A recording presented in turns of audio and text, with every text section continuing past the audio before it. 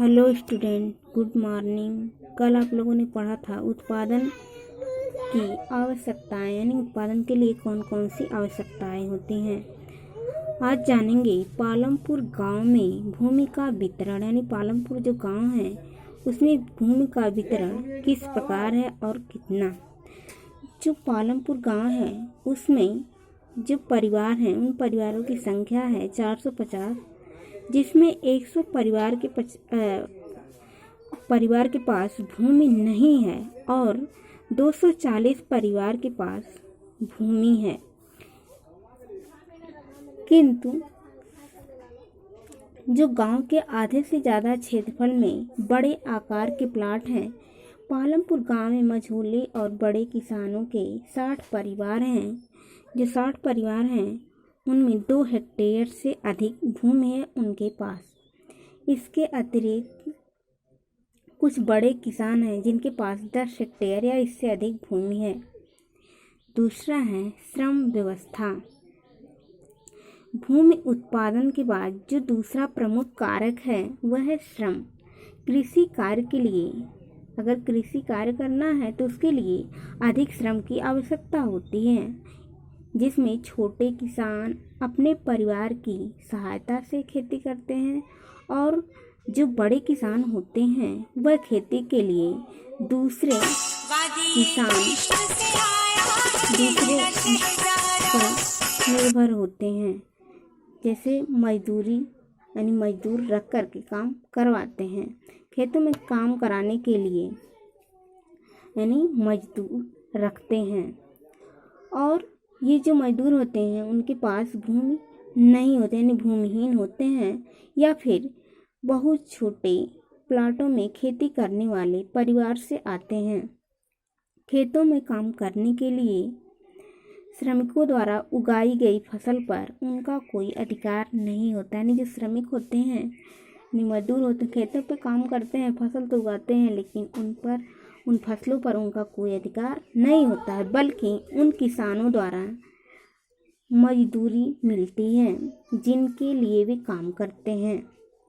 किसान द्वारा दी गई मजदूरी नगद हो सकती है या अनाज के रूप में हो सकती है, और कभी कभी मजदूरों को भोजन भी मिलता है। सरकार द्वारा खेतों में काम करने वाले मजदूरों के लिए एक दिन का जो न्यूनतम वेतन है वह 60 रुपये निर्धारित है, परंतु जो पालमपुर गांव है उस गांव में मात्र 35 से 40 रुपये ही मिलते हैं। पालमपुर में खेतिहर श्रमिकों में प्रतिस्पर्धा है। क्यों है? क्योंकि खेती करने के लिए अधिक श्रमिक हैं और थोड़ा सा भी काम मिलता है तो करने के लिए तुरंत तैयार हो जाते हैं, इसीलिए वे कम वेतन में भी कार्य करने के लिए तैयार हो जाते हैं। अगला है खेती के लिए आवश्यक पूंजी, यानी खेती करते हैं तो खेती के लिए कौन कौन से आवश्यक पूंजी की आवश्यकता होती है। जैसे खेती के लिए आधुनिक तरीके के लिए अधिक पूंजी की आवश्यकता होती है। अगर आधुनिक तरीके से खेती करते हैं तो उसके लिए हमें अधिक पूंजी की आवश्यकता होती है। छोटे किसान पूंजी के लिए बड़े किसानों तथा साहूकारों पर निर्भर होते हैं। ये साहूकार जो होते हैं इन किसानों को ऊंची ब्याज दर पर कर्ज देते हैं, जिसके परिणाम स्वरूप इन कर्जों को चुकाने के लिए इन किसानों को बहुत कष्ट सहने पड़ते हैं, जबकि बड़े व मझोले किसानों को खेती से बचत होती है, जिसके कारण वे आवश्यक पूंजी की व्यवस्था कर लेते हैं। अगला है अधिशेष कृषि उत्पादों की बिक्री।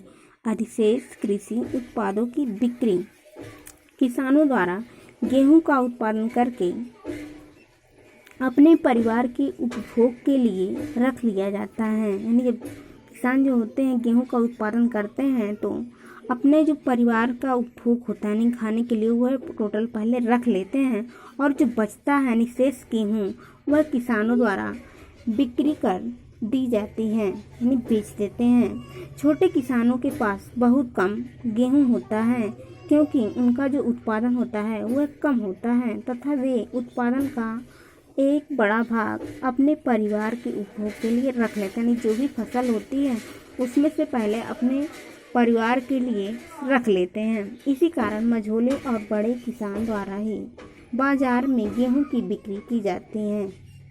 यानी छोटे जो किसान होते हैं उनके पास केवल उपभोग के लिए ही गेहूं हो पाते हैं, और जो बड़े किसान होते हैं उनके पास अधिक गेहूं होती है, उनके पास खेती अधिक होती है, जिसके कारण गेहूं का उत्पादन अधिक होता है, इसलिए वे बाजार में गेहूं की बिक्री कर देते हैं।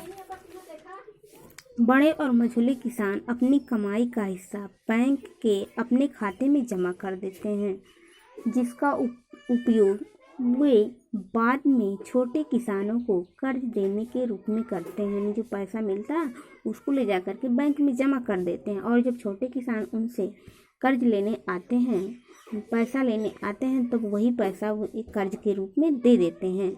इसके अतिरिक्त ये किसान बचत के एक हिस्से का उपयोग करके अगले मौसम की खेती के लिए कार्यशील पूंजी की व्यवस्था करने में भी करते हैं। साथ ही बड़े किसान अपनी बचत के पैसों से, यानी जो खेती करते हैं और उससे जो पैसे की बचत होती है, उस पैसों से ट्रैक्टर खरीद लेते हैं, जिससे उनकी स्थिर पूंजी में वृद्धि हो जाती है। और इसी तरह कुछ किसान अपनी बचत का उपयोग पशु, ट्रक आदि खरीदने अथवा दुकान खोलने में करते हैं।